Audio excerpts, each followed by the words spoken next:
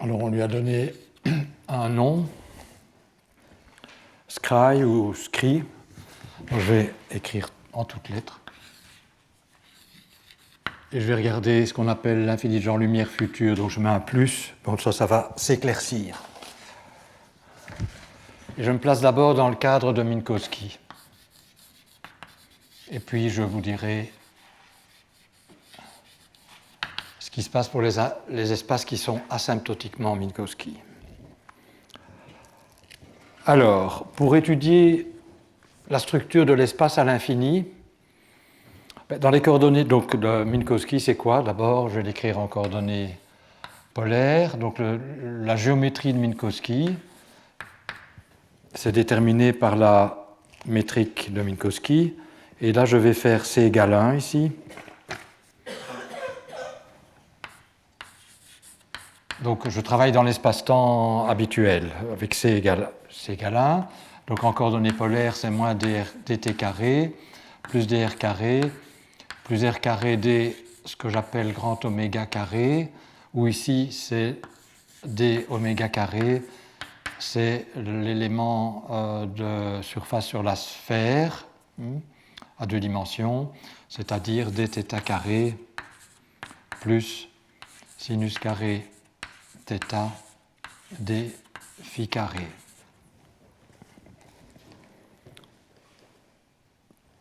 En termes des angles θ et phi sur la 2 sphères. Alors, on aimerait comprendre ce qui se passe quand on va vers l'infini, c'est-à-dire quand R et T sont grands.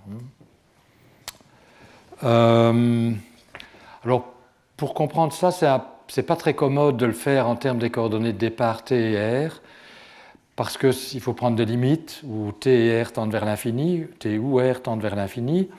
Et donc, ce qu'on va faire, et c'est Penrose qui a eu cette idée-là, on va introduire ce qu'on appelle les diagrammes de Penrose, qui s'obtiennent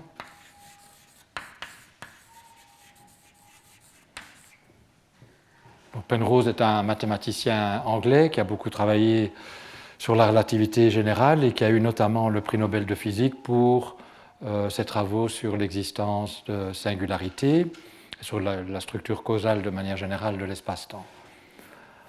Alors, l'idée de ces diagrammes de Penrose, c'est comment ils s'obtiennent, mais c'est en faisant ce qu'on appelle une compactification conforme. À nouveau, c'est un terme qui peut être un peu rébarbatif, de l'espace-temps. En fait, ce que je vais faire, je vais introduire de nouvelles coordonnées dont le domaine de variation est fini, et donc tel que l'infini se trouve à une valeur finie des coordonnées. Ça permet de dessiner des choses au tableau sans devoir courir à l'infini. Donc on peut dessiner l'infini à valeur finie des coordonnées. Et on va le faire de manière à respecter, et je vais expliquer aussi ce que ça veut dire, la structure conforme. On veut que les rayons de lumière restent à 45 degrés. Alors je vais le faire, et puis on va voir qu'effectivement, cette manière de procéder remplit toute une série de bonnes propriétés. Donc la première chose que je vais faire, c'est que je vais me placer dans des coordonnées de genre lumière. Donc je vais introduire U qui est égal à t moins r, ce qu'on appelle parfois le temps retardé, et puis je vais introduire V qui est t plus r. Et je vais utiliser comme nouvelle coordonnée U, V et les angles. Donc je remplace t et r par U et V.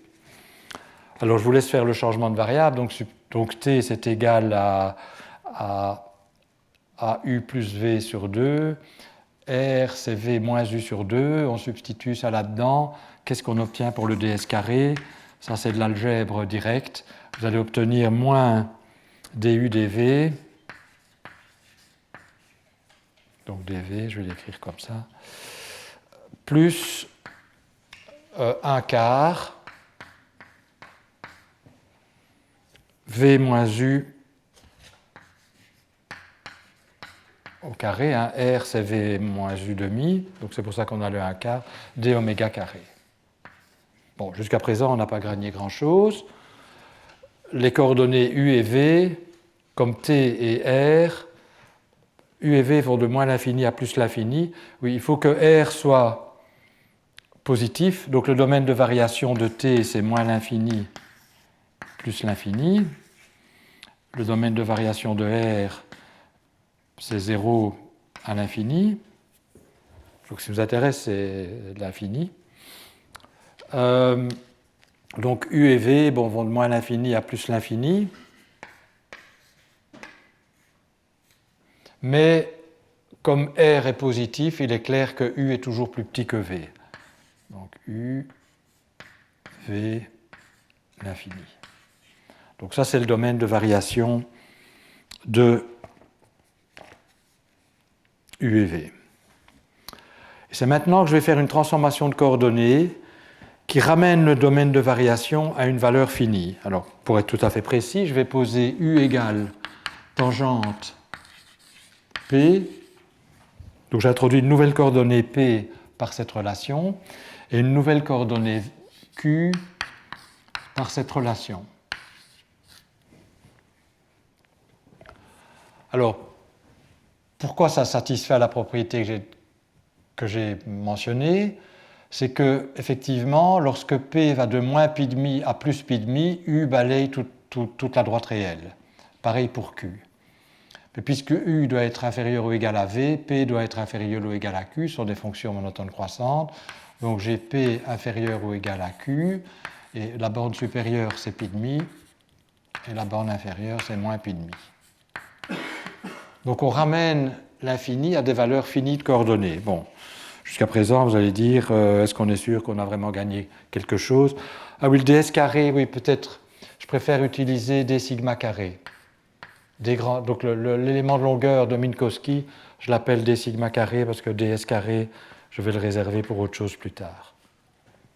Bon, c'est juste un nom. Hein. Donc l'élément de longueur de Minkowski, je l'appelle d sigma carré, au carré, je l'appelle d sigma carré. Donc que devient le d sigma carré? Dans ces nouvelles coordonnées, il faut remplacer du en fonction de dp, dv en fonction de dq, ça fait apparaître d1 sur cosinus carré. Donc je mets ça en évidence. Un quart, parce que c'est le quart qui est ici, que je mets en évidence. Cosinus carré p 1 sur cosinus carré q. Puis je vais avoir, bon, puisque j'ai mis un cas, moins 4 dp dq, plus, alors, v c'est tangente q, u c'est tangente p. Donc si je mets tout au même dénominateur, vous allez avoir du sinus q cosinus p moins sinus p cosinus q divisé par cosinus p cosinus q. C'est-à-dire que vous allez avoir ici le sinus de la différence au carré. Et j'ai 1 sur cosinus carré P sur cosinus carré Q que j'ai mis là. Donc je vais avoir sinus P moins Q au carré d oméga carré.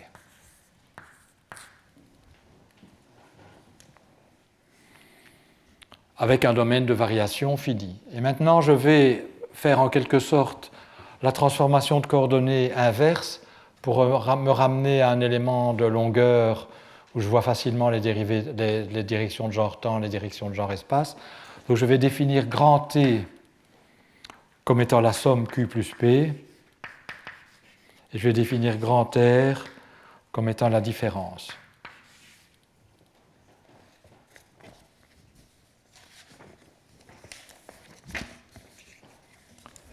Alors cette fois-ci, vous voyez que le domaine de variation de T et de R, la valeur la plus petite, c'est quand P et Q sont en moins pi. Donc P, c'est T moins R, facteur 2, mais j'ai mis moins pi ici, donc T moins R, inférieur ou égal à T plus R, inférieur ou égal à pi. Donc, ma métrique dans le plan TR, bon, en chaque point, j'ai évidemment la 2 sphères. Et donc, si je fais abstraction des angles, donc, j'ai quelque chose à 2 dimensions. Ma métrique, donc, mon espace-temps couvre une portion finie du plan TR, qui est défini par ça. Donc, en particulier, vous voyez que T va être en valeur absolue plus petit que R. Donc, ne peut pas être arbitrairement négatif. Que R est positif, c'est ce qui vient de là, et inférieur à la fois pi moins t et pi plus t.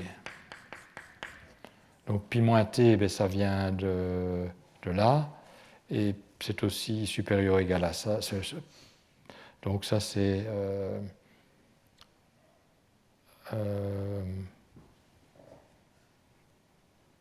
oui, d'ici, vous voyez que R est inférieur à T plus P. Donc, enfin voilà, donc on peut s'amuser et dériver des inégalités.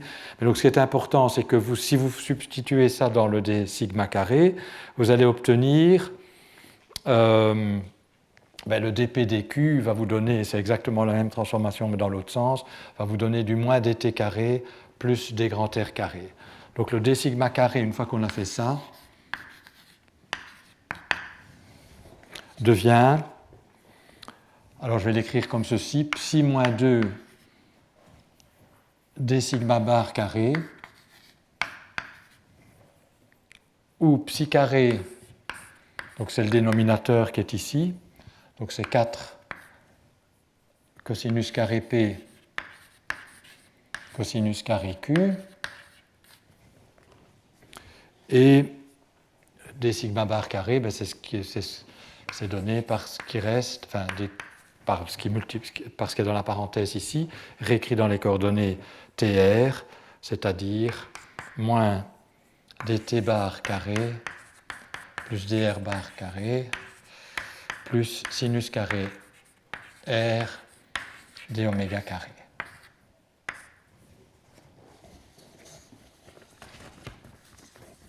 Et ce qu'on a gagné par rapport à ce qu'il y avait au départ, c'est que maintenant T et R ont un domaine de variation fini.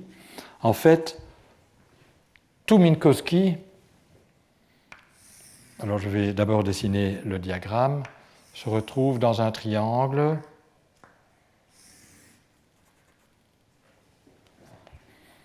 où là on a, bon, grand R égale à 0, c'est la même chose que petit r égale à 0, donc ça c'est l'origine. Donc les valeurs limites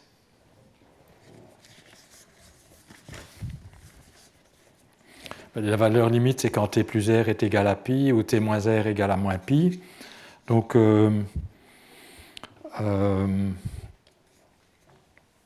ici, ça va être t est égal à pi moins r. Donc, en fait, les valeurs limites correspondent aux valeurs où P et Q atteignent... donc, P et Q, c'est des droites à 45 degrés dans mon diagramme. Donc, ça, c'est 45 degrés. Donc, vous voyez que ça va être... Q égale à constante, ça c'est P égale à constante. Donc ceci c'est Q est égal à pi demi. Donc si Q est égal à pi demi, dans ce cas-là, effectivement T est égal à pi moins R, donc c'est une droite comme ça. Le point où les deux, donc ça c'est l'intérieur du triangle, c'est l'image de tout Minkowski. Et les infinis, c'est ceci. Ça, c'est l'origine. C'est aussi dans Minkowski. Alors on donne un nom particulier au bord de... Bon, et ceci on l'appelle I0, ceci on l'appelle I+, ceci on l'appelle I-, et ça on l'appelle scri+, parce que c'est dans le futur, et ceci on l'appelle scri-. Donc ça s'appelle l'infini de genre lumière futur, et ça c'est l'infini de genre lumière passé, ceci s'appelle l'infini de genre espace, et ça c'est les infinis futurs et passés, et je voudrais comprendre la structure des bords ici.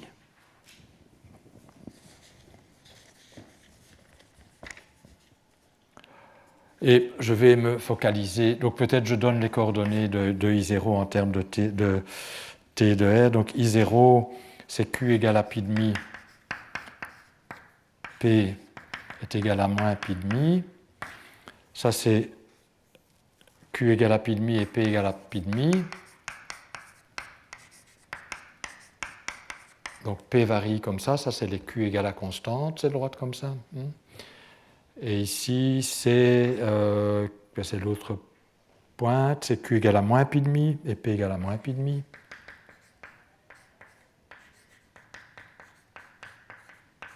Donc P ne varie pas ici, c'est Q qui varie, qui va de moins pi demi à plus pi demi.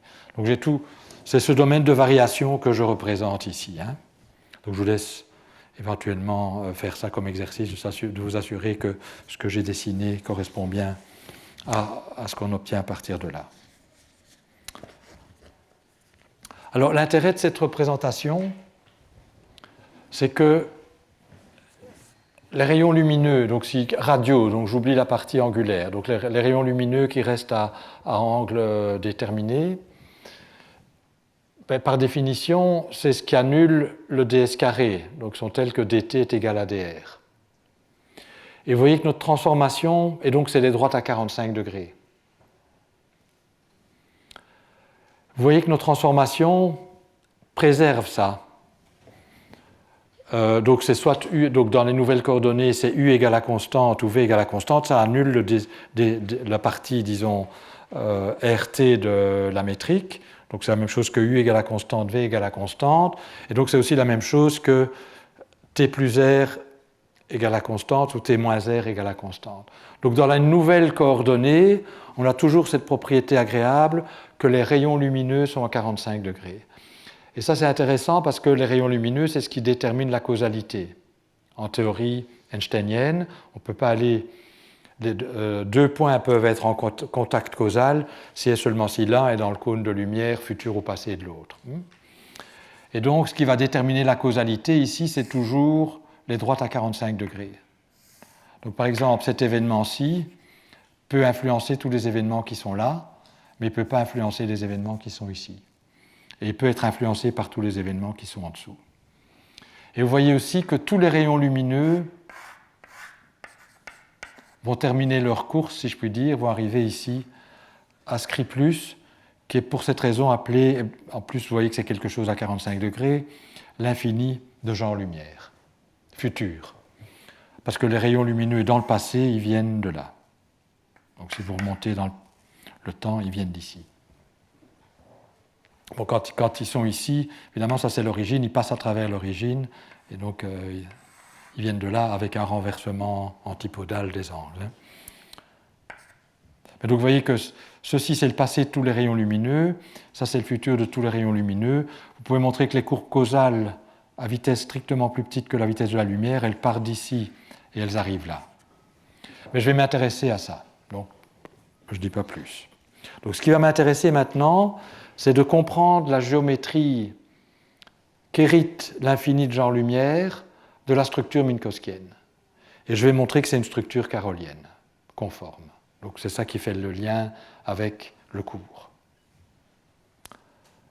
Alors, d'abord, qu'il y ait une métrique dégénérée qui apparaisse, ce n'est pas trop surprenant puisque c'est une hypersurface de genre lumière d'après ce qu'on a vu. Mais je voudrais montrer qu'il y a plus que ça, que c'est vraiment une géométrie, une structure carolienne complète mais conforme.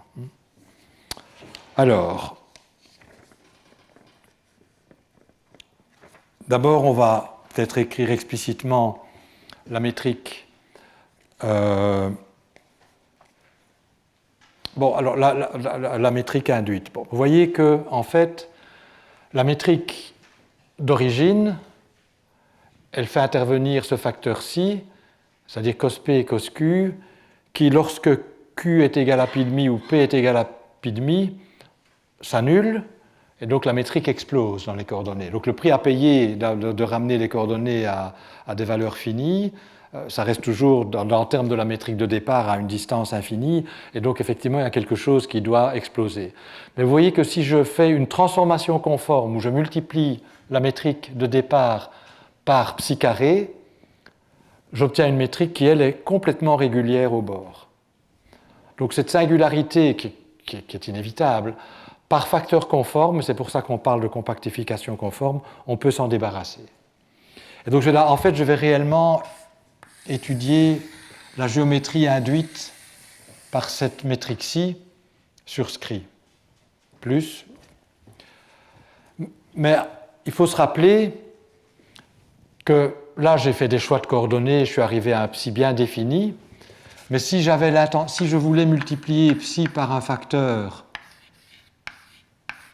oméga qui est régulier, j'arriverai à la même conclusion que la métrique ici est régulière, mais elle sera multipliée par ou divisée par oméga. Donc en fait, la séparation de d sigma carré en un produit d'un facteur qui diverge et une métrique finie est ambiguë, puisque je peux toujours mettre un facteur fini ici et le même là, et ça se compense et j'obtiens toujours la même métrique de départ. C'est ça qui m'est donné. Donc il est clair que la structure que je vais avoir au bord, une fois que je me suis débarrassé, la manière de se débarrasser de l'infini comporte une ambiguïté qui est un facteur conforme. Bon, ceci étant dit, travaillons avec ça, et puis on se souviendra que tout est déterminé à un facteur conforme près, et regardons ce qui est défini. Bon, mais si je me place en t est égal à pi moins r, donc ça veut dire que dt est égal à moins dr, donc dt carré est égal à dr carré, donc ceci simplifie. Et vous voyez que la métrique induite, je ne vais peut-être pas encore lui donner le nom de ds carré, c'est sinus carré r d oméga carré. Donc c'est une métrique à 3 dimensions, enfin on est sur une surface à 3 dimensions, donc je peux utiliser comme paramètre r par exemple et les angles, mais vous voyez que la métrique induite est dégénérée.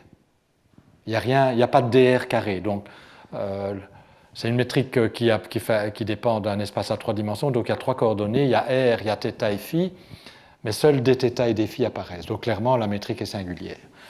Donc j'obtiens cette partie-là de la structure carolienne de manière assez évidente.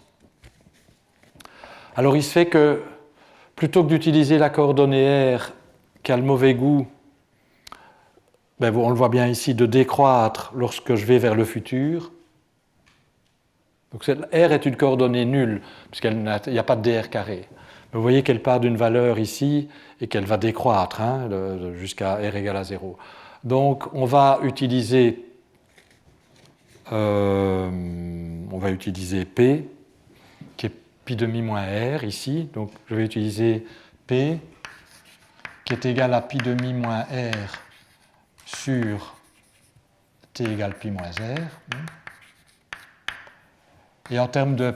Et P a l'avantage, lui, d'aller lorsque R est égal, il va jusqu'à pi demi, il croît, de moins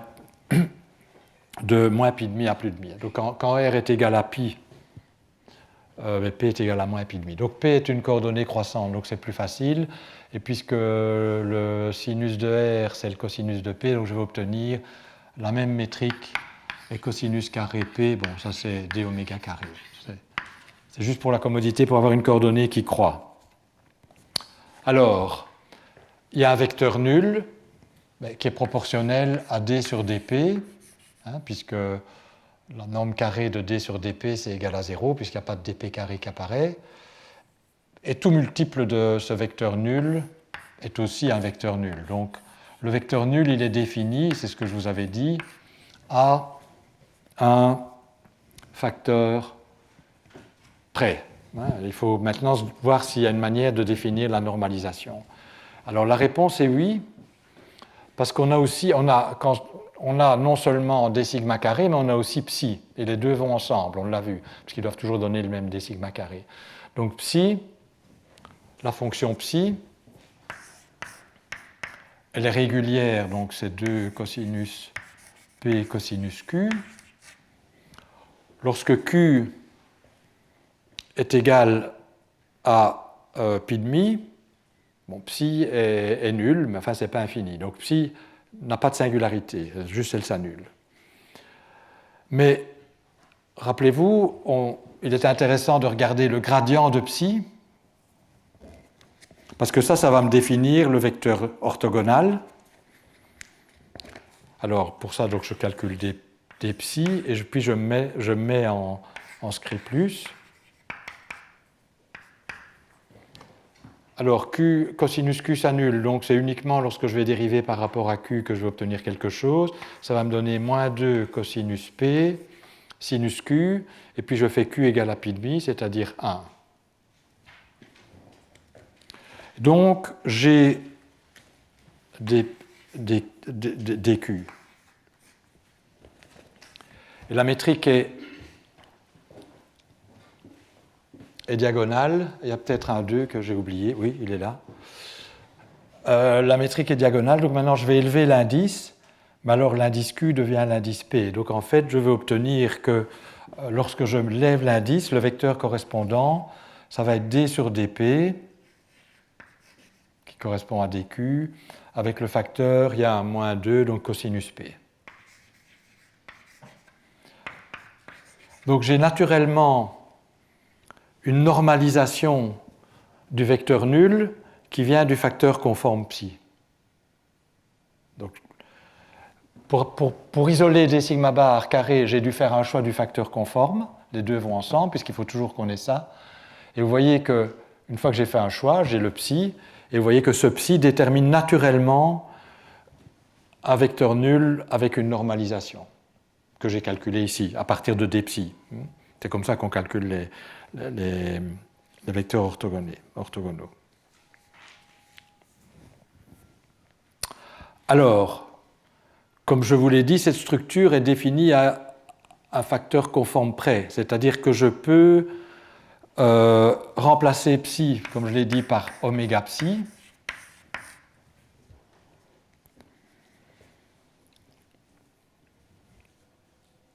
Et donc je peux faire une transformation conforme. Alors j'espère que je ne me suis pas trompé dans mes facteurs. Donc si je remplace psi par oméga psi, le d sigma carré, le oméga carré va être au dénominateur. Donc je vais avoir que la métrique induite, appelons-la GIJ, devient oméga carré GIJ.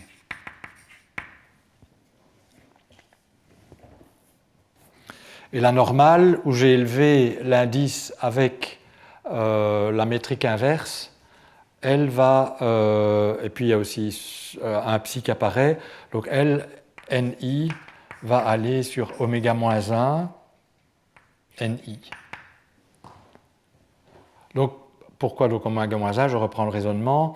Il y a un oméga-2 qui vient de la métrique inverse pour élever l'indice, mais aussi, si je change pi en oméga psi, il y a un oméga qui apparaît. Oméga fois oméga-2, ça fait oméga-1. Donc vous voyez qu'on se trouve exactement dans la structure conforme de tout à l'heure. Donc on voit qu'en fait, sur ma surface CRI, je n'ai pas une métrique qui est entièrement définie, je n'ai pas un vecteur nul qui est entièrement défini, tout est défini à un facteur conforme près de cette manière-ci. Et donc on a réellement ce que j'ai appelé une structure carolienne conforme.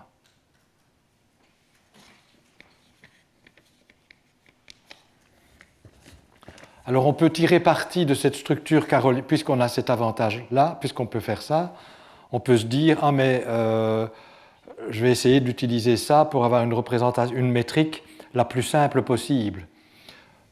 Par exemple ici, la métrique dépend de P, telle que j'ai fait les choses, mais donc ça veut dire en particulier que donc, la métrique spatiale, qui est la métrique sur la sphère, est multipliée par cos P, donc ça veut dire qu'elle change dans mes coordonnées, avec les choix que j'ai faits, elles changent quand je bouge ici. Une autre manière de dire la même chose, c'est ce que j'ai appelé la courbure extrinsèque correspondante, qui est la dérivée de l'i de la métrique le long du vecteur normal. Avec ce choix, n'est pas nul. Mais je peux toujours tuer la dépendance en P en l'absorbant dans le facteur conforme. Il est clair que si je prends un facteur conforme qui est précisément, ça va comme ça, si oméga est égal à cos P, la nouvelle métrique, ou 1 sur cos P, la nouvelle métrique ne dépendra plus de rien du tout, sauf des angles. Ce sera la métrique de la sphère. Donc en faisant cette transformation, disons, la métrique que j'obtiens sur scri va être juste 2 oméga carré, en ayant absorbé ça dans la liberté que j'ai, et la normale va être juste. Alors, on peut montrer, donc la normale il faut aussi tenir compte du oméga moins 1, donc la normale va se transformer avec cosinus P, et vous pouvez montrer que c'est précisément la coordonnée U de tout à l'heure, ici. Donc vous pouvez démontrer que la normale, ça va être d sur dp, puis il faut avec un facteur qui est, donc ici je vous ai dit c'était cosinus p, mais on peut montrer qu'en faisant la transformation, ça va devenir précisément d sur du. Et donc dans ces coordonnées, on a ça. Donc ça c'est un choix, hein. Les choses étaient déjà bien avant, mais pour se simplifier la vie, je fais un choix de oméga tel qu'on est ceci. Et donc on a une structure conforme qui est la métrique de la sphère standard et d sur du. Alors on a montré à la fin de l'heure passée qu'il y avait un groupe de symétrie. Donc je vous ai dit aussi, en terminant, la sphère est conformément plate. Donc si vous étudiez le groupe conforme de ceci, c'est la même chose que le groupe conforme de tout à l'heure, où j'avais le plan. Donc ce qu'on sait, c'est que la structure qui va préserver, le groupe qui va préserver cette structure, qui est une structure conforme, eh bien ça va être le groupe de Carol conforme d'un espace à 3 dimensions.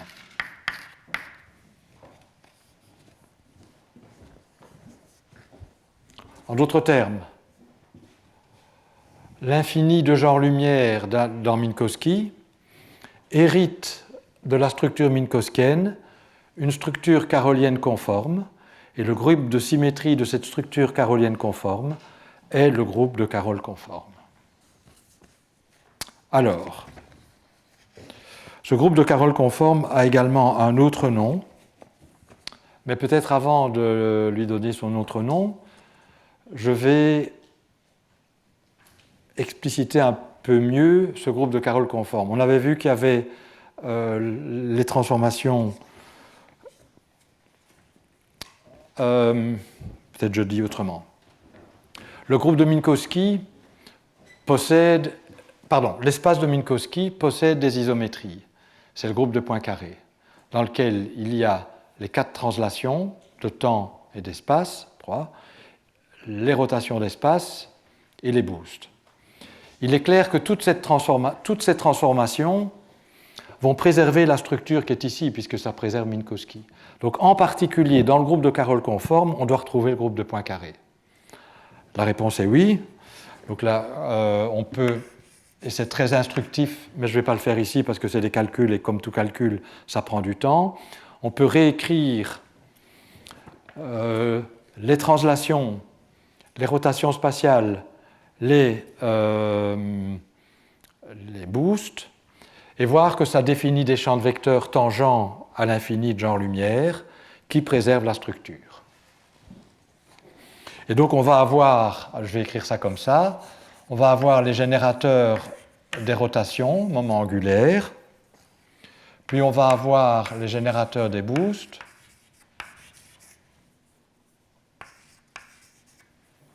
et puis on va avoir les translations.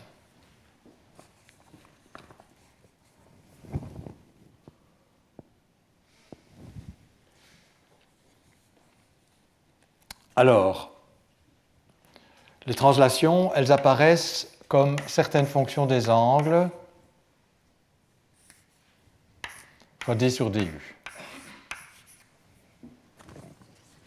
Donc je vous dis, je ne fais pas le calcul, mais vous avez une expression en termes des coordonnées minkowskiennes de toutes ces opérations. Vous pouvez les traduire en termes des coordonnées U, V, θ phi, et puis dans les nouvelles coordonnées qu'on a introduites après, vous pouvez suivre ces vecteurs de points carrés à travers tous ces changements de coordonnées, et je vous prétends que voilà ce qui donne, et en particulier les translations, à l'infini de genre-lumière. C'est juste un changement de variable, c'est pas très... il ne faut pas être très imaginatif, il faut juste être bien systématique pour y arriver.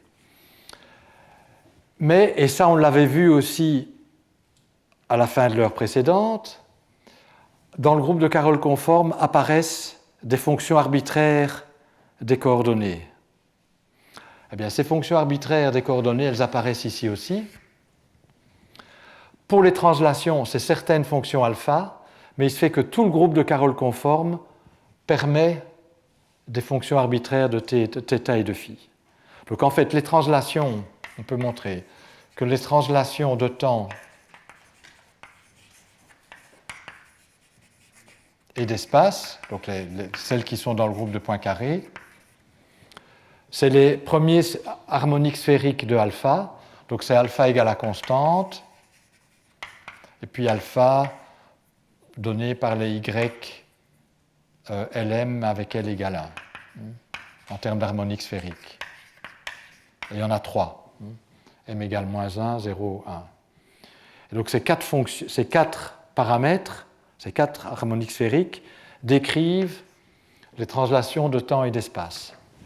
Mais le groupe de Carroll conforme permet n'importe quelle fonction de θ et de phi ici. Il est donc plus grand que le groupe de points carrés.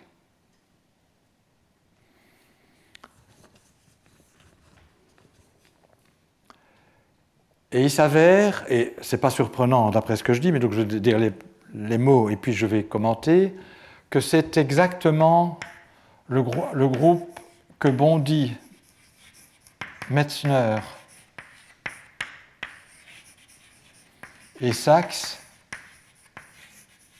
donc on l'appelle BMS pour cette raison, ont trouvé lorsqu'ils ont étudié les symétries des espaces qui étaient asymptotiquement plats. Donc qu'est-ce qu'ils ont fait? Ils ont regardé les espaces, quand je dis espace, c'est toujours espace-temps, les espaces-temps qui à très grande distance approchaient Minkowski et qui asymptotiquement ils ont coïncidé avec Minkowski. Donc ils ont donné un sens précis à ça. Il faut dire comment ça tend vers, comment les deux tendent l'un vers l'autre, quand R tend vers l'infini, etc. Mais donc ils ont été précis, ils ont défini ça, et puis ils se sont posé la question, quel est le groupe qui préserve ce développement asymptotique, cette structure asymptotique? Et ils sont tombés sur un groupe infinidimensionnel, qui était en fait exactement ce groupe-ci. Mais la manière par laquelle ils sont arrivés, c'est en regardant les conditions de décroissance, en regardant ce qui était préservé, quelle transformation de coordonnées préservait ça, ils sont arrivés à ce groupe. Ils s'attendaient à ne trouver que point carré, parce qu'après tout, Minkowski et point carré, c'est la même chose, mais ils ont trouvé un groupe infinidimensionnel. Et la manière dont on peut comprendre ça, c'est de se dire, ben oui, c'est normal, parce que l'infini de Minkowski, donc si on regarde les choses proches de l'infini, son groupe de symétrie, ce n'est pas juste point carré, c'est le groupe de Carroll conforme qui contient point carré, c'est-à-dire ça, et les premières harmoniques sphériques, mais qui contient aussi tous les autres harmoniques sphériques. L égale 2, L égale 3, L égale 4, L égale 5, etc. Et donc qui est infinidimensionnel. Qui soit infinidimensionnel, le groupe de Carroll conforme, on l'a vu là, à la fin de l'heure précédente, que quand on étudie la gravitation dans des espaces asymptotiquement plats, on trouve un groupe infinidimensionnel qui contient un point carré. Ça a été une surprise, mais par l'analyse ici, en étudiant les propriétés de l'infini de genre-lumière, on voit bien que ça doit être ça. Puisque l'infini de genre-lumière hérite d'une structure de Carroll conforme, le groupe qui préserve ça, c'est le groupe de Carroll conforme, et si on fait l'analyse en regardant les propriétés asymptotiques de l'infini, justement, on se place à l'infini, on doit retrouver le même groupe de symétrie. C'est cette propriété que le groupe de symétrie asymptotique et le groupe de Carroll conforme qui a fait qu'il y a un intérêt très grand parmi les physiciens qui étudient la gravitation dans le contexte des espaces asymptotiquement plats pour les structures caroliennes, ou caroliennes conformes. Parce que si c'est le groupe de symétrie, vous savez qu'il y a, en tout cas dans le cas des espaces, bon, ça va être un peu peut-être de la science-fiction pour certains, parce que je ne vais pas le développer, mais c'est juste pour vous dire pourquoi les gens sont tellement intéressés. On a pu montrer qu'il y avait une correspondance holographique dans le cas des espaces, pas asymptotiquement plats, mais ce qu'on appelle asymptotiquement antidocitaires, donc avec un autre groupe de symétrie, entre des théories définies au bord qui possèdent ce groupe de symétrie et la gravitation à l'intérieur. Et donc il y a tout ce qu'on appelle le principe holographique, la correspondance ADS-CFT, qui permet de reformuler la gravitation en termes de théorie conforme au bord. Mais c'est dans le cadre antidocitaire. Et nous ne vivons apparemment pas dans antidocitaire, mais plutôt dans des asymptotiquement plats, ça paraît plus raisonnable.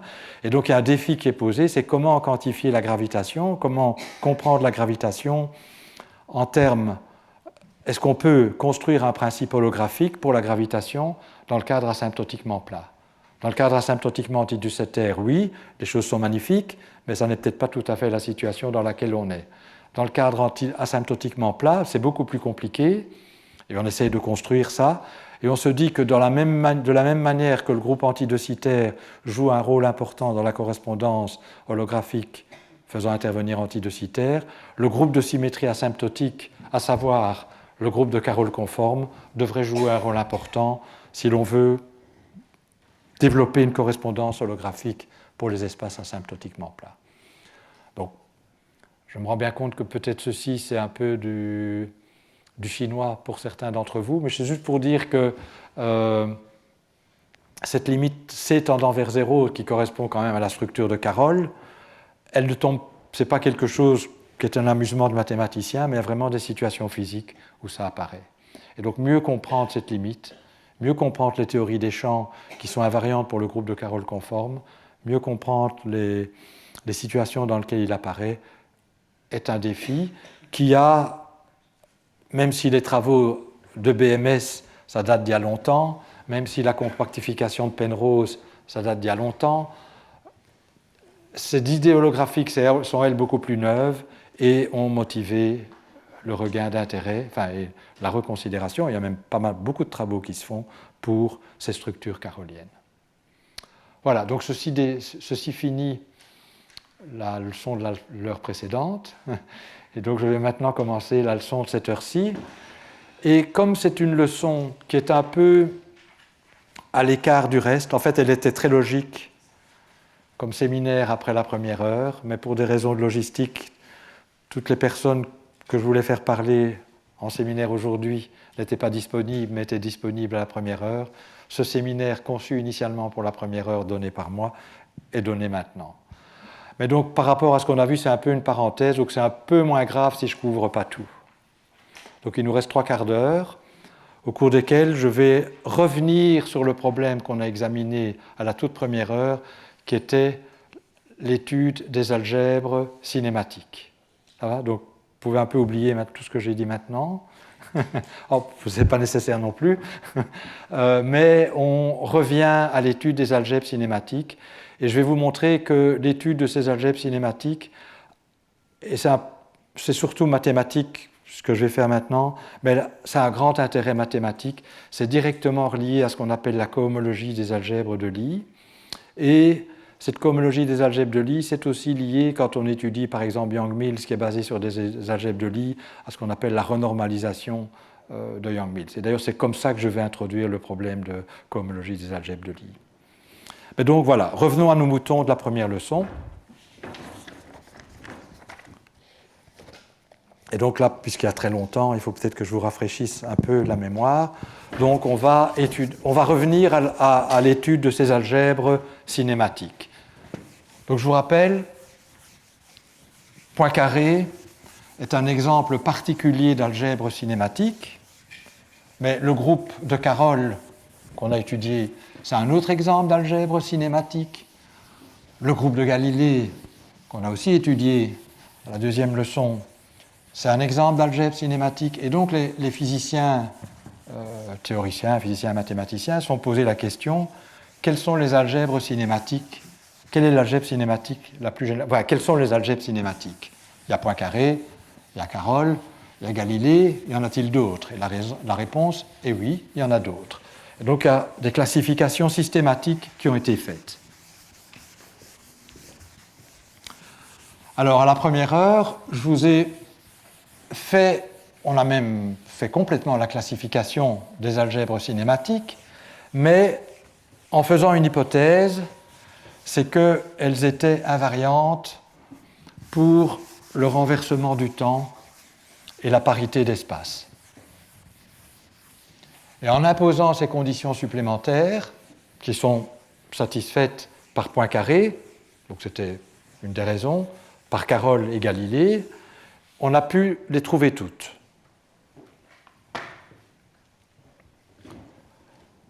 Mais, bon, et non seulement on a pu les trouver toutes, mais en plus je vous ai montré, c'était mathématiquement intéressant, qu'elles pouvaient toutes s'obtenir à partir, disons, de deux algèbres mères ou paires, c'est ce que vous préférez, qui sont docitaires et antidocitaires, par un processus de contraction d'Inoue-Wigner. Donc vous partez de ces algèbres, et en faisant ce processus de contraction que je vous ai expliqué, vous pouvez retomber sur Poincaré, vous pouvez retomber sur Carroll, vous pouvez tomber sur Galilée, et sur toutes les autres qui apparaissaient dans la classification, faite sous l'hypothèse que T, renversement du temps, et P, la parité, étaient des automorphismes, donc des symétries de l'algèbre. Et alors, la manière dont on avait procédé, c'est qu'on avait, bon, puisque c'est des algèbres cinématiques, bon, vous savez, il y a plusieurs générateurs, hein, il y a J, qui est un vecteur, il y a les translations d'espace, il y a les boosts, il y a l'énergie, et puis, c'est tout. Oui. Et donc, il y a 10 générateurs.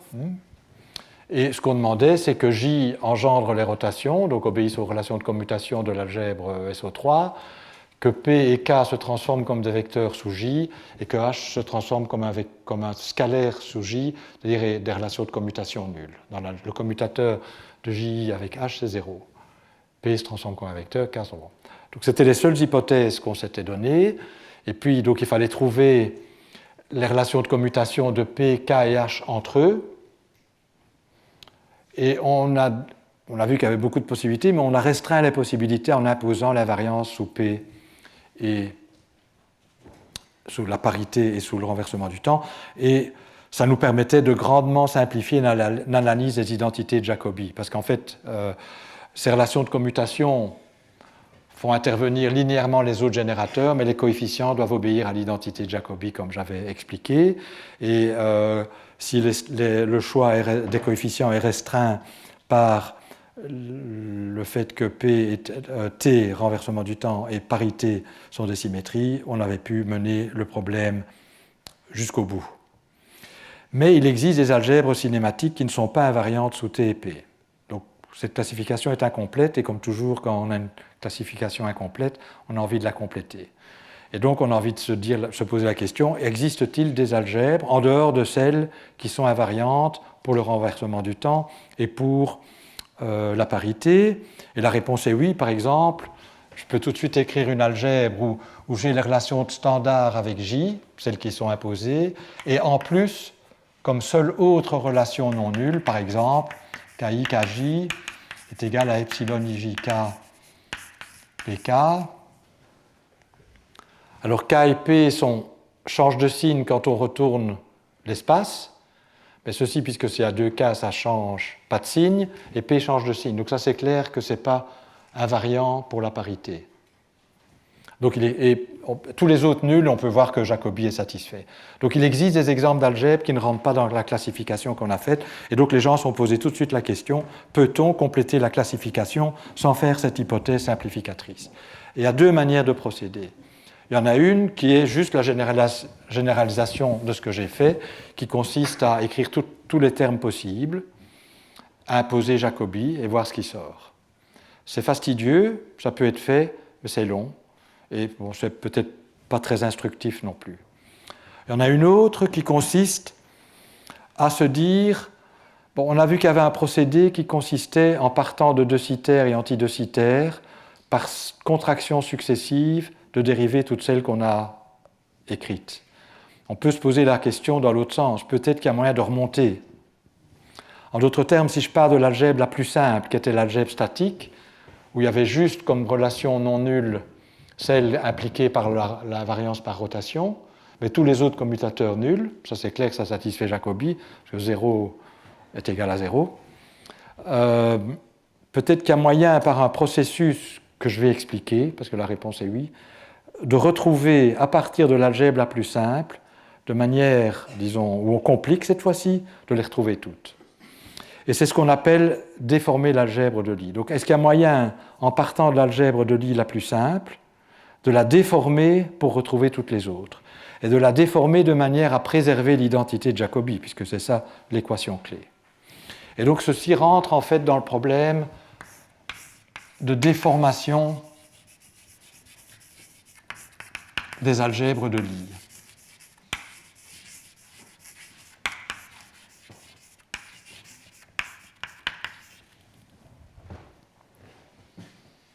Et donc c'est ce que je veux illustrer parce que ça fait appel à des techniques mathématiques intéressantes, ce qu'on appelle la cohomologie des algèbres de Lie, mais qui sont aussi intéressantes en physique dans un tout autre contexte, par exemple la renormalisation, pour des théories de jauge. Mais ça, c'est une autre histoire. Donc je vais vous montrer comment on peut reformuler le problème de déformation des algèbres de Lie comme un problème cohomologique. Et j'expliquerai aussi ce que c'est que la cohomologie pour ceux qui n'en ont jamais entendu parler. Donc quel est le problème? Supposons que j'ai une algèbre de Lie G. Donc c'est défini par des relations de commutation entre les générateurs. XA, XB est égal à FA, BC, XC. Donc on connaît complètement l'algèbre de Lie lorsqu'on connaît les nombres qui apparaissent ici, qu'on appelle constantes de structure. Donc si je vous donne des constantes de structure, vous connaissez l'algèbre. Mais ces constantes de structure, elles ne peuvent pas être arbitraires. Parce qu'on veut que le crochet, le commutateur, doit obéir à l'identité de Jacobi. Et donc, je l'avais écrite, on obtient une relation quadratique sur les f,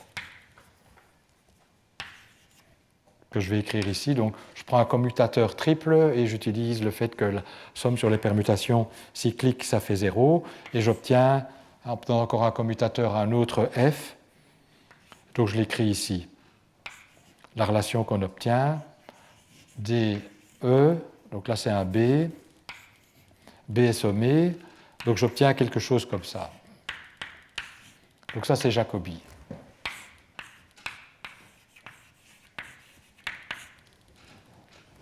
Donc une algèbre de Lie est définie par les constantes de structure qui doivent obéir à ça. Mais deux ensembles de constantes de structure peuvent me définir la même algèbre si je peux relier les unes aux autres par un changement de base. Si je décide, mais je vais travailler avec des X'(A) qui sont reliés au XA par un changement de base inversible, quand je vais calculer les relations de commutation dans la nouvelle base, je vais avoir des F' qui s'obtiennent par changement de base. Donc si deux ensembles de constantes de structure diffèrent juste par un changement de base, c'est la même algèbre. Il ne faut pas considérer ça comme une nouvelle. Alors comment se transforment les constantes de structure? En fait, comme les indices, cette notation tensorielle est super puissante. En fait, dans la nouvelle base, donc si j'appelle les matrices de changement de base, comment je les appelle? Grand lambda A, B, les nouvelles constantes de structure, je vais garder les mêmes indices parce que, comme c'est là, Deuxième heure, si je ne suis pas mes notes, je risque d'improviser faux. Donc lambda A, M, F, M. Donc l'indice répété sont sommés, hein, comme toujours. NP. Puis ces indices-là se transforment avec lambda, mais les autres alors avec lambda moins 1. N, B, lambda moins 1, P, C. Donc si vous, F' et F définissent la même algèbre. Parce que ça, c'est les matrices de changement de base, et bon, c'est un tenseur avec 3 indices. Tout ça, c'est un indice contravariant, il se transforme avec la matrice lambda. Les covariants dans l'espace dual se transforment avec la matrice inverse. Bien. Et donc, la question qu'on se pose, c'est de trouver l'ensemble de constantes de structure le plus général, compatible avec le fait que les rotations doivent être des rotations. Donc il y avait les relations de commutation avec les J qui sont fixées. Mais le reste, ce n'est pas fixé. Et cette liberté-là, on l'avait déjà d'ailleurs en partie utilisée, parce que rappelez-vous, j'avais décidé, on va renormaliser on va transformer les générateurs pour absorber certains facteurs. Comme ça, j'étais arrivé à la forme canonique. Donc en fait, on avait déjà utilisé ça. Alors l'idée va être la suivante. On va dire, supposons qu'on ait une algèbre, par exemple la plus simple, où tout est zéro. Tout est zéro sauf les relations de commutation faisant intervenir J. Est-ce que je peux déformer mes constantes de structure en maintenant Jacobi et en contrôlant l'ambiguïté? Donc ce que je vais faire, c'est ce qu'on appelle une déformation formelle des F. Donc je suppose que j'ai une solution de Jacobi, et je me pose la question, je vais l'appeler cette solution, c'est ma solution de départ. Est-ce que je peux la déformer, et je vais faire une déformation formelle, c'est-à-dire que je vais introduire un paramètre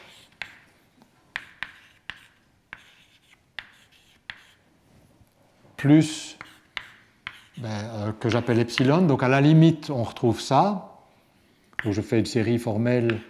Et les coefficients, là je ne suis pas très imaginatif, je leur mets les mêmes indices, mais je mets un super indice ici qui me dit où j'en suis, etc. Donc ça, ce serait mon F. Bon, on pourra s'intéresser aux conditions de convergence après.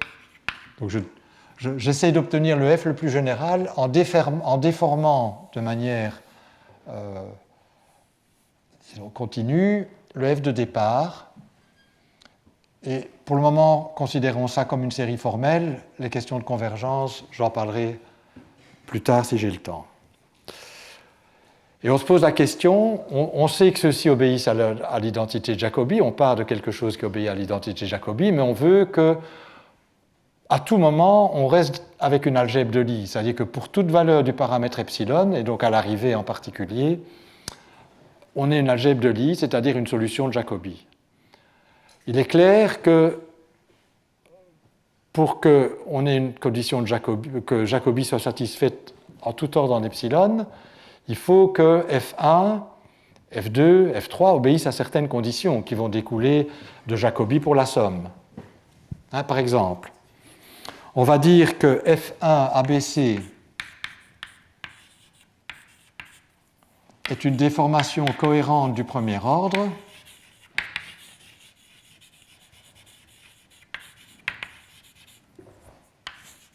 On commence par celui-là.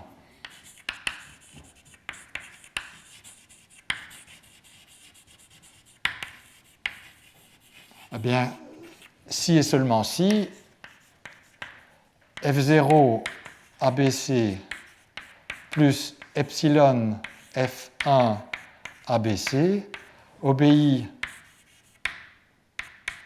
à Jacobi à des termes d'ordre epsilon carré près, qui sont d'ordre epsilon carré. L'idée étant que si l'on veut que ceci soit satisfait à tous les ordres, il faut que F1 doit satisfaire à ça. Et puis F2, évidemment, va tenir compte des termes en epsilon carré. Puis F3 des termes en epsilon cube. Mais donc si je regarde que la première partie, il faut qu'au moins dans Jacobi, tous les termes en epsilon disparaissent pour qu'il n'y ait que des termes en epsilon carré et plus élevés.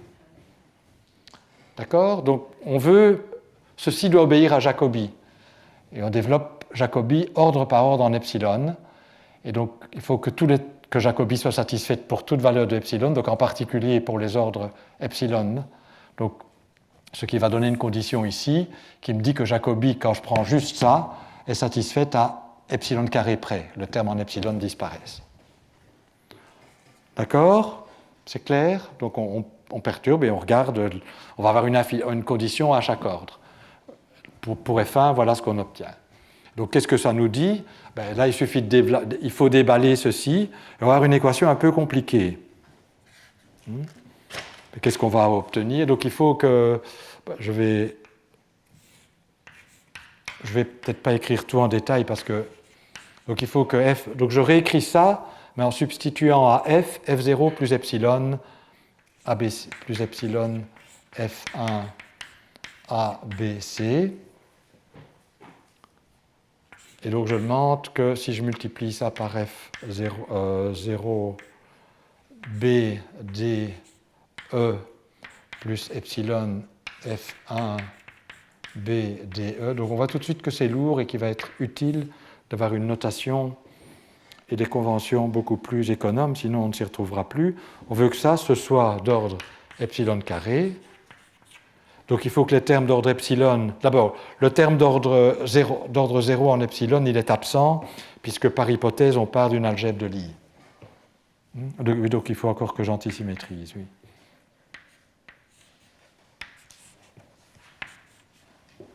Donc il n'y a pas de terme en ordre d'epsilon. Si le point de départ n'est pas un bon point de départ, pas beaucoup de chances que ça marche. Donc ça marche. Mais après, il y aura des termes en epsilon. Et vous voyez que j'en ai deux types. J'aurai F1, F0 qui vient de là, et F0, F1 qui vient de là. Donc je vais avoir symboliquement, je vais écrire ça comme ça, hein, puisque ça prend du temps à écrire les indices, comme vous le voyez, plus F1, F0, donc la contraction doit se faire comme elle est indiquée là, égale à 0. Donc j'ai une condition linéaire en F1, puisque F0 c'est connu, qui doit être satisfaite. Avec des conditions, avec la contraction d'indice qui est indiquée ici. Hein. D'accord? Je vais ici insister sur les idées plutôt que faire les calculs explicites, d'autant que, m'approchant de la fin, ma pensée, je risque de faire des fautes partout. Donc, j'espère que conceptuellement, je ne les ferai pas. Alors, on va trouver... il y a des... supposons qu'on ait trouvé un F1 solution de cette équation, donc on a trouvé une déformation cohérente, on va ensuite se poser la question, mais peut-être cette déformation cohérente, je suis parti de F0 et j'ai fait un changement de coordonnées qui dépendait de epsilon, qui était, mettons, l'identité plus epsilon fois une matrice non identité, ça va m'engendrer un F0 plus epsilon F1, mais c'est un F1 qui est trivial, en un sens qu'il provient juste d'un changement de coordonnées qui dépendait de epsilon. Donc parmi les solutions qu'on va trouver, il y a des solutions triviales. Et quelles sont les solutions triviales? Donc on dira que F1 est trivial si la somme ici peut s'écrire comme cela avec F0 ici présent. Pour un lambda qui serait, donc je vais peut-être l'écrire explicitement, ça je peux le faire, surtout si je suis mes notes. Donc on va dire, peut-être que F0 ABC, donc vous allez voir tout de suite pourquoi c'est intéressant d'utiliser des idées de cohomologie, parce qu'à un moment donné, ici, on ne s'y retrouve plus dans les indices et on fait des erreurs. ABC, on va se dire, si ceci provient d'un changement de coordonnées sur F0, ce sera trivial. Mais évidemment, comme on ne veut pas toucher à F0, on va prendre lambda à l'ordre 0 donné par delta. Donc c'est une transformation de coordonnées proche de l'identité, plus, mettons, epsilon petit lambda à m. J'ai écrit la relation ici, mais en prenant lambda de cette forme-là, Et je n'écris pas tout ce qui est en supérieur à epsilon carré au supérieur. F0. Donc on fait un changement de coordonnées et on regarde comment F0 se transforme. Et puis j'ai les autres matrices. Puis ça va être les matrices. Comme c'est l'inverse, c'est facile de prendre l'inverse à l'ordre epsilon. C'est delta NB moins epsilon lambda NB, delta PC. Oui, d'ailleurs, ce n'était pas FABC, hein, ici. J'ai écrit n'importe quoi, ce qui est bien la preuve que c'est un M NP moins epsilon lambda PC. Donc si vous déballez ça, vous allez obtenir une relation à l'ordre epsilon qui vous relie F1 à F0 et les lambda, qui est une certaine relation. Donc si c'est le cas, F1 trivial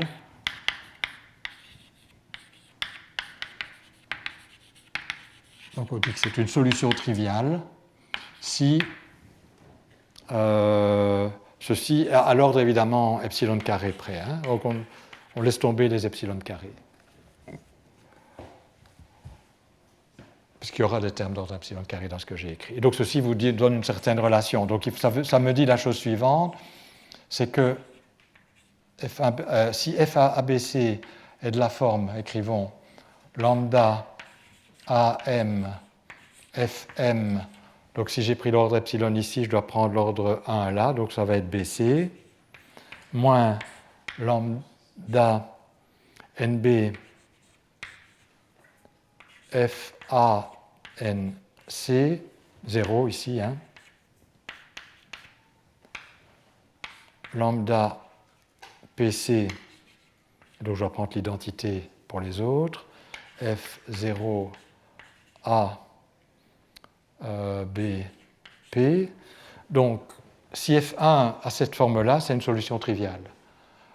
Soit dit en passant, quand on écrit ça comme ça, ce n'est pas entièrement évident qu'on a une solution de l'équation de Jacobi, mais vous pouvez vérifier. Par cohérence, ça doit l'être, hein, puisque vous avez fait un changement de coordonnées de Jacobi et que Jacobi est invariant par changement de base. Hein, donc. Mais quand vous regardez les choses, ça a l'air assez formidable comme calcul, mais vous pouvez vérifier qu'effectivement, c'est une solution, mais c'est une solution triviale. Donc il y a toujours des solutions de ça. La question est de savoir, y a-t-il d'autres solutions que les solutions triviales? Parce que si je déforme et que je pars de l'algèbre statique, je la déforme et que je retombe sur l'algèbre statique, je n'ai pas gagné grand-chose. Alors, vous voyez qu'ici, on a vraiment tous les ingrédients d'un problème de cohomologie. On est en train de chercher des F qui doivent obéir à une certaine condition. Donc on aimerait bien que ce soit une condition. Je vais définir la cohomologie plus tard, mais pour ceux qui savent, j'anticipe. On aimerait bien que ça soit une condition de cocycle d'une certaine cohomologie et que les solutions de ce type-là soient les cobores. Quand on identifie les cocycles par les cobores, on obtient la cohomologie. Donc ceci peut-être ne veut encore rien dire pour beaucoup d'entre vous. J'espère que ça va s'éclaircir dans 5 minutes. Alors oui, je ne vais pas le faire en détail. On peut ensuite se poser la question, mais ce sera tellement facile dans le formalisme que je vais introduire que je ne vais pas le faire en détail maintenant. Supposons qu'on ait trouvé une déformation cohérente du premier ordre non triviale. On la met là. Que se passe-t-il quand je passe à l'ordre suivant? À nouveau, si on veut que l'identité de Jacobi soit satisfaite, cette fois-ci non pas jusqu'à l'ordre epsilon carré, mais jusqu'à l'ordre epsilon cube, on va avoir une condition sur l'ordre suivant. C'est que les termes d'ordre epsilon carré qui viendraient d'ici doivent être compensés par le F2. Et puis, ordre par ordre, on va avoir des conditions. On peut montrer que la condition est toujours la même. Non, sauf que, pardon, elle est toujours la même. La partie qui fait intervenir le nouveau terme est toujours le même. Ce sera le nouveau terme avec F0. Mais il y aura un membre de droite qui apparaîtra. Bon. Je ne vais pas le faire maintenant parce que les choses vont être extrêmement plus simples dans le formalisme que je vais introduire, qui est directement une reformulation, mais dans un langage commode pour les physiciens, cohomologique de ce problème, et c'est la cohomologie des algèbres de Lie. Donc vous voyez qu'on a tendance à se perdre dans les indices, ça a l'air un peu formidable comme truc, surtout que j'ai fait que le premier ordre, au deuxième ordre, tout va commencer à se mélanger, et puis quand vous êtes à l'ordre là, tous les termes précédents vont apparaître dans les équations, donc ça a l'air d'être extrêmement lourd en tout cas. Peut-être pas compliqué, ça il faut regarder en plus en détail, mais lourd. Et je vais reformuler ce problème, comme je l'ai dit, de manière plus simple. Et pour ça, je vais faire des choses, je vais élargir l'espace. C'est-à-dire qu'à côté de mes constantes de structure, je vais introduire et je vais utiliser délibérément le langage des physiciens.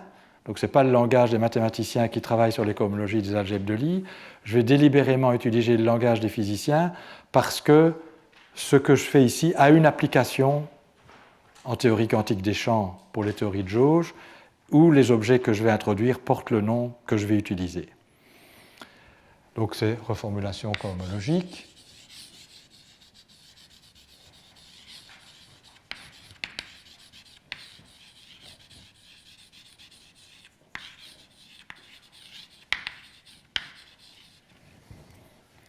Je vais introduire ce qu'on appelle des fantômes, que je vais appeler CA.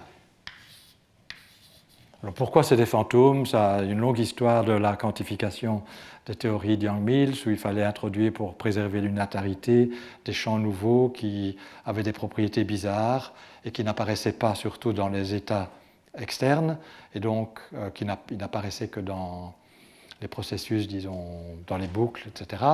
Et donc, ou dans les états intermédiaires, pour être plus précis. Et donc, on les a appelés champs fantômes pour cette raison-là. Et je vais garder la terminologie. Donc, je vais introduire autant de nouvelles variables que de générateurs de l'algèbre de Lie, et je les appelle fantômes.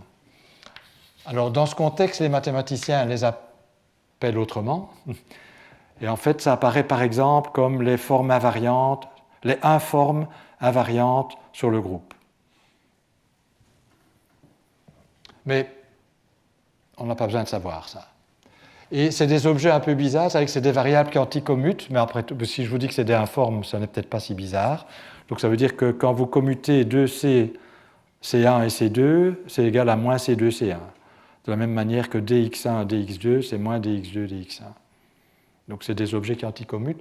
Et on va leur donner un degré. Alors dans le cas des mathématiciens, ils vont parler de forme de degré 1, des informes. Et si je vais utiliser le degré que les physiciens utilisent, je vais dire que c'est un nombre de fantômes 1.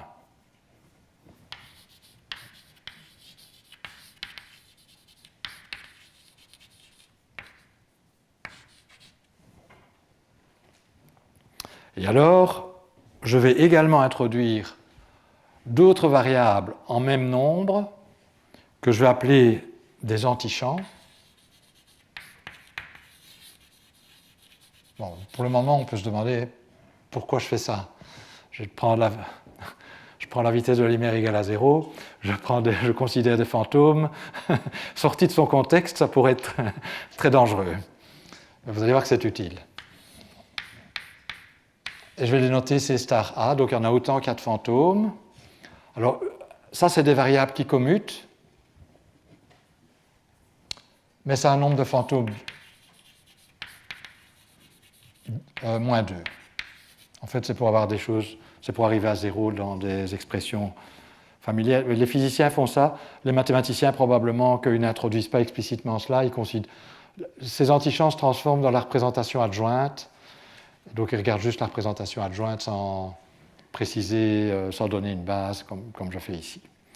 Mais c'est équivalent, donc voilà.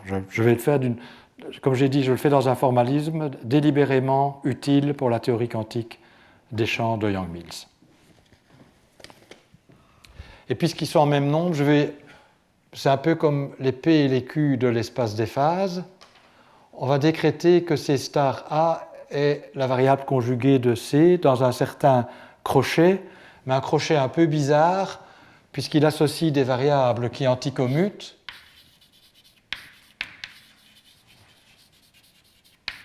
à des variables qui commutent. Donc ça, c'est nouveau. Donc on va appeler ça l'anticrochet.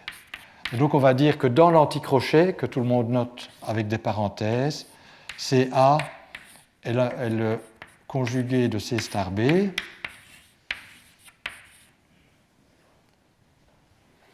Et l'anticrochet est étendu à des fonctions quelconques de C et de C star, de manière à ce que ce soit une dérivation.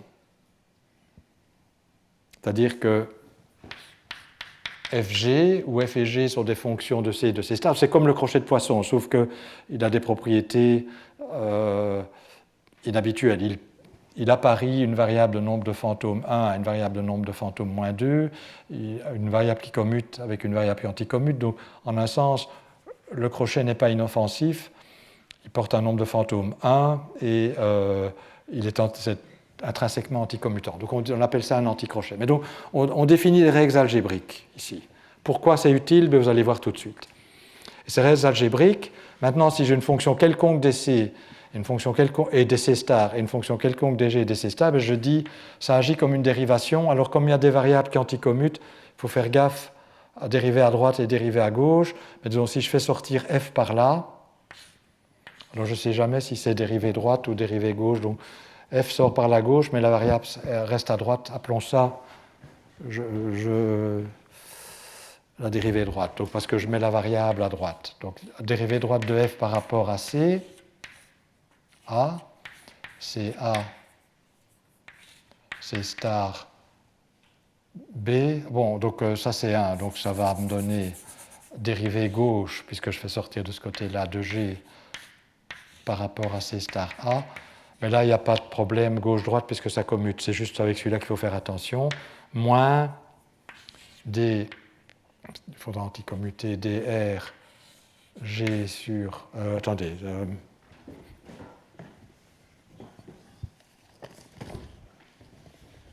drf, pardon, sur d c star a. Donc c'est comme le crochet de Poisson dans l'espace des phases. Hein, c'est juste qu'il faut être prudent. Et là, dlg sur dca.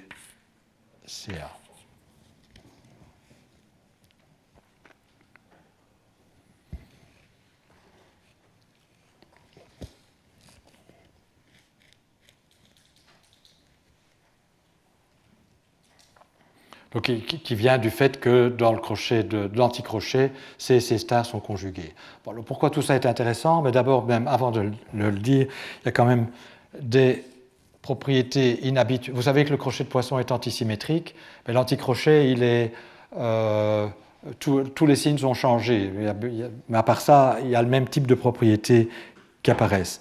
En particulier, si j'ai deux fonctions qui commutent, alors les gens disent en général des bosons, le crochet de Poisson, l'anticrochet dans ce cas-là symétrique. Donc en particulier l'anticrochet d'une fonction symétrique bosonique avec elle-même, l'anticrochet avec elle-même n'est pas nécessairement nul. D'habitude, on dit le crochet de Poisson de H avec H c'est 0 parce que c'est antisymétrique. Bon, mais si comme c'est symétrique pour les variables, donc ce qui est antisymétrique dans le cas habituel, ici ça change, ça devient symétrique. Mais néanmoins, on a l'identité de Jacobi, mais une identité de Jacobi avec des signes qui se mettent au bon endroit. Alors je vous laisse, on ne va pas faire tout en détail ici, mais en particulier, s'il est vrai que B avec B n'est pas toujours égal à 0, quand B est une variable qui commute, une fonction qui commute, si je prends un triple crochet, par Jacobi, c'est égal à 0. C'est la seule chose qu'il faut savoir. Et ça vient des définitions. Donc si vous êtes courageux, je vous suggère plutôt à vérifier ça. Je ne vais pas le faire explicitement parce qu'en fait, c'est une sorte c'est un crochet de Poisson, mais pour lequel tous les signes habituels sont changés, si je puis dire. Donc on a une identité de Jacobi, on a des propriétés de symétrie et d'antisymétrie, sauf que elles sont changées par un signe. Bien, alors maintenant, et c'est surtout ça l'important, je vais introduire à partir de F0 un objet que j'appelle grand S, parce que les physiciens l'appellent S, qui est C star A, peut-être un demi on met, FA BC, CB, CC. Donc je me donne des constantes de structure et je sature les indices de la seule manière possible. Et je calcule, alors vous voyez qu'ici j'ai deux objets qui anticommutent, donc ça commute. Avec le produit CB-CC commute avec tout. C star A commute. Donc en fait cet objet-ci, S, est un objet qui va commuter avec tous les éléments dans l'algèbre. Donc c'est un objet qui commute. Je peux calculer l'anticrochet de S avec S, et puisque c'est un objet qui commute, ça n'a a priori aucune raison d'être nul. Mais on peut montrer que ce qui apparaît quand vous faites le calcul, il y a du f ici, il y a du f ici, donc ça va être une expression quadratique en f.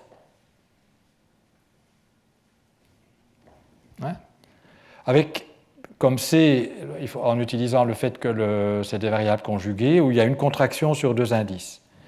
Et si vous faites le calcul soigneusement, vous verrez que S est égal à 0 est équivalent à l'identité de Jacobi.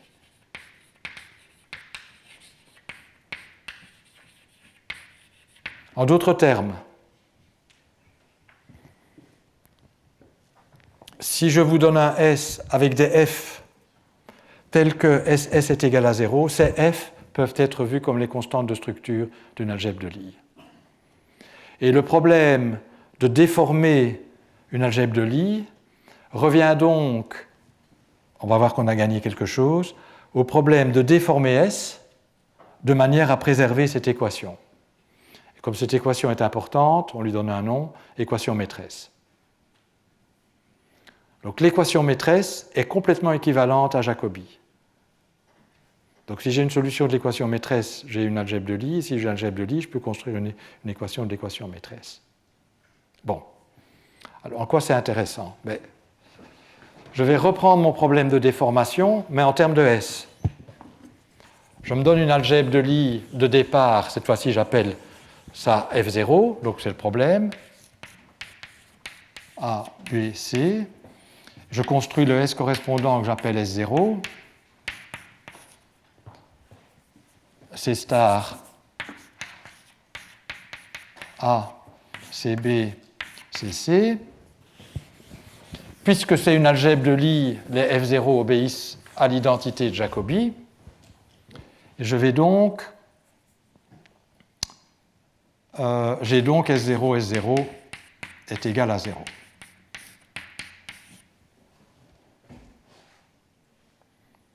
Alors, donc l'idée maintenant, c'est qu'en fait, je vais perturber ça, je vais faire un développement perturbatif, S0 plus epsilon S1 plus epsilon S2 plus carré, plus etc.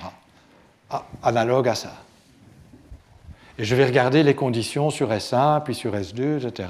Et on va voir qu'elles ont une interprétation très simple. Alors, avant d'interpréter ça, je vais introduire de la cohomologie. Je vais définir S0 d'une fonction quelconque des variables qui sont ici, CA et C star A, et donc en particulier, ce sera vrai pour S1, pour S2, etc. Je vais définir cet opérateur comme l'anticrochet avec F de S0.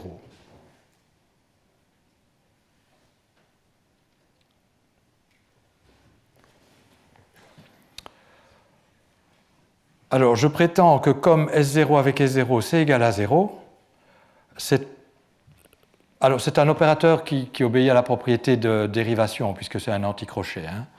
Donc, si j'ai le produit FG, l'anticrochet de S0 avec FG, ça va être l'anticrochet de S0 avec F fois G, plus l'anticrochet, plus avec éventuellement un signe, l'anticrochet de S0 avec G fois F. Donc ça obéit à cette propriété de dérivation.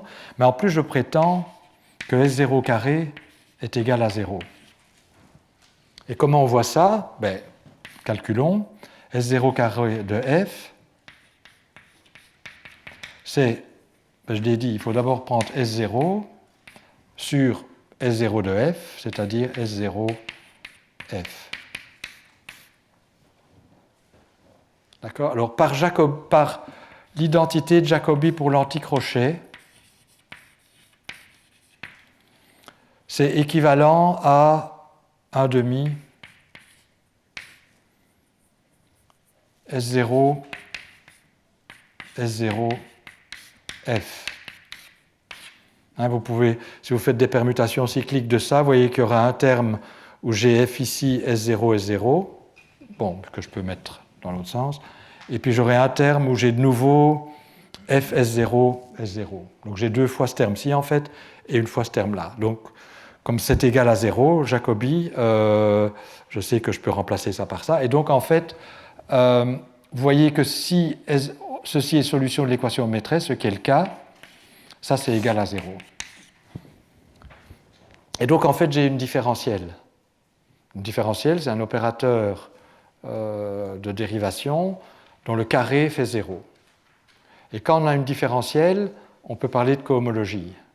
C'est-à-dire que je peux considérer ce qu'on appelle les cocycles, c'est-à-dire les solutions de S0 f égale à 0, où j'identifie deux solutions qui diffèrent par une solution triviale. Et une solution triviale, ben, si f est lui-même le S0 de quelque chose, ce qu'on appelle un cobord, comme S0 carré est égal à 0, c'est toujours une solution, ceci. Donc, G, bon, mettons M. Donc ça, c'est des solutions, c'est ce qu'on appelle les solutions triviales. Et donc j'identifie deux solutions bon. Et ça, c'est typiquement ce qu'on appelle de la cohomologie. Et en fait, dans notre cas, si vous regardez les formules qui définissent la cohomologie des algèbres de Lie, cohomologie et différentielle qui apparaît, qui est en fait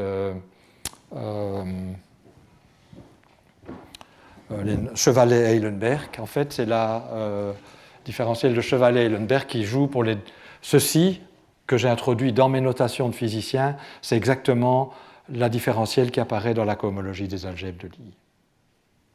Bon, alors, je ne vous ai pas encore montré que c'était bien la différentielle qui contrôlait la déformation. Bon, ça commence à ressembler. Donc, ce que je vais vous montrer maintenant, c'est que tout le problème qu'on s'est posé, trouver les F1 qui satisfont tel qu'on maintienne Jacobi et identifier les F1 qui diffèrent par une solution triviale, c'est exactement le problème de la cohomologie de S0.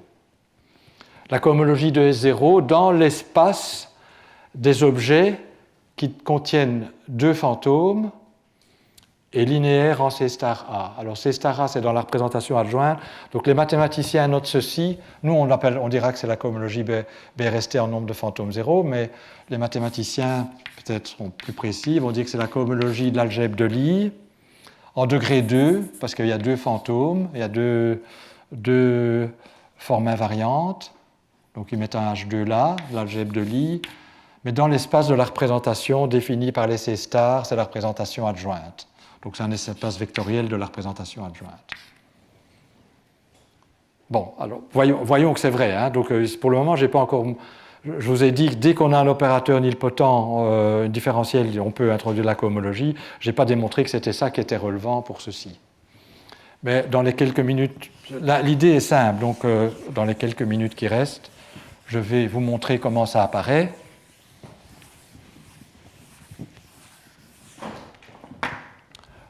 Alors, on va déformer donc l'équation maîtresse. Donc, ce qu'on veut, c'est que S0 plus epsilon S1 plus epsilon carré S2, etc., obéissent à l'équation maîtresse.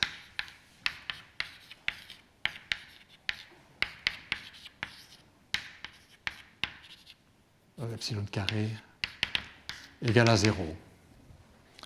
À l'ordre epsilon 0, on retrouve l'équation maîtresse pour le point de départ qui est satisfaite. Qu'est-ce qu'on obtient à l'ordre 1 ? On obtient à l'ordre epsilon S0 avec S1 et S1 avec S0. Mais comme c'est symétrique, on obtient deux fois la même chose. Donc à l'ordre epsilon, j'obtiens S0, S1 est égal à 0. Et ça, c'est exactement ce que j'ai défini. L'action de la différentielle S0 sur S1 doit être nulle. Alors, on a aussi vu qu'il y a des solutions triviales de ça.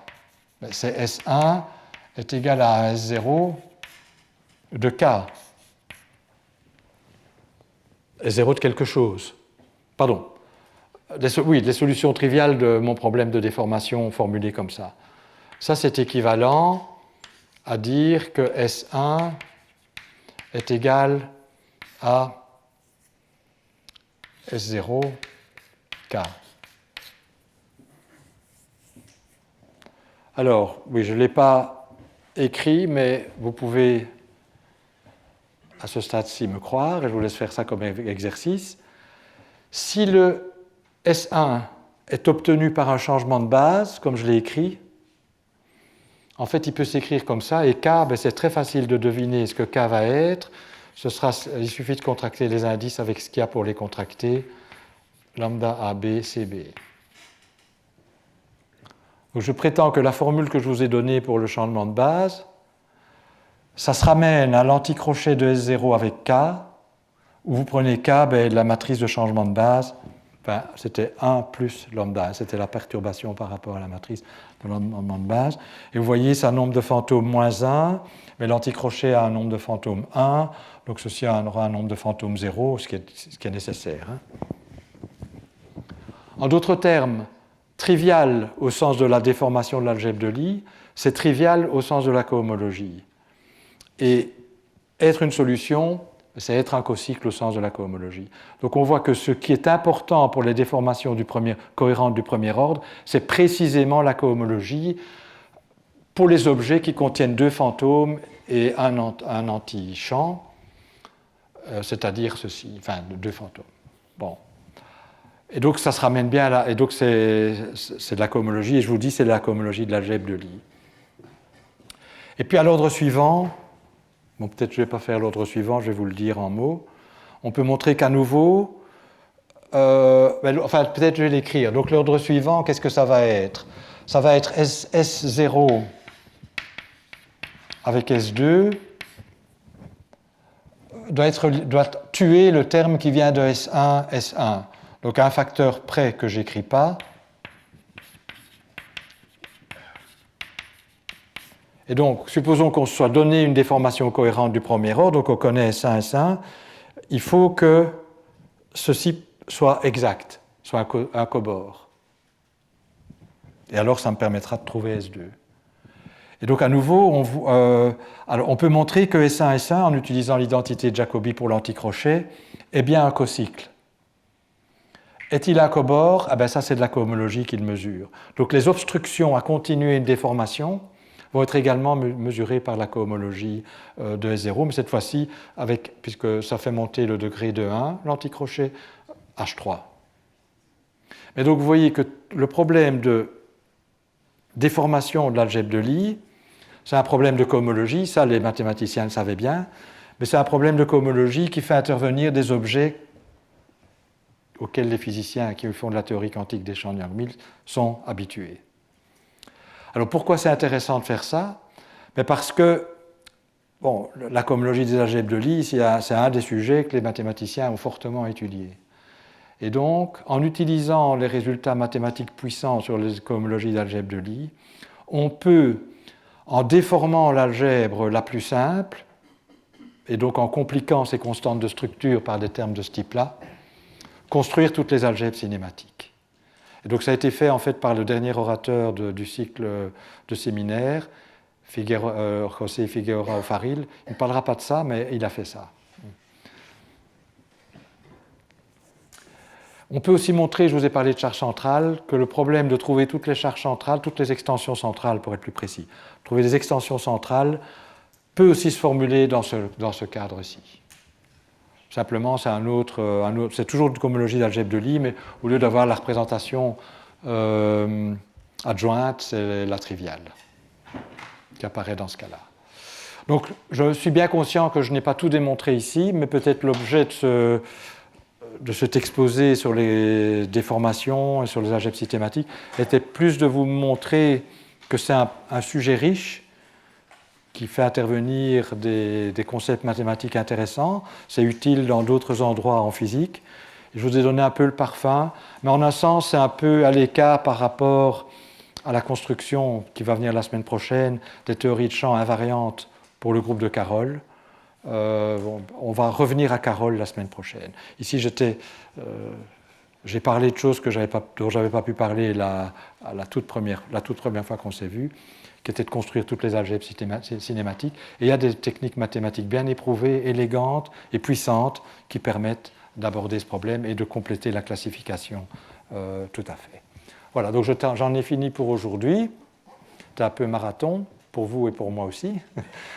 Voilà, si vous avez des questions néanmoins, je dis pas ça pour que vous n'en posiez pas. Les questions sont toujours les bienvenues, soit maintenant, soit quand on se revoit la semaine prochaine. Donc la semaine prochaine, je vais revenir au groupe de Carroll et on va voir comment construire des théories des champs qui sont invariantes pour ce groupe. Et ça a des intérêts divers. Et il y a des techniques assez intéressantes pour le faire. Voilà, s'il n'y a pas de questions, merci.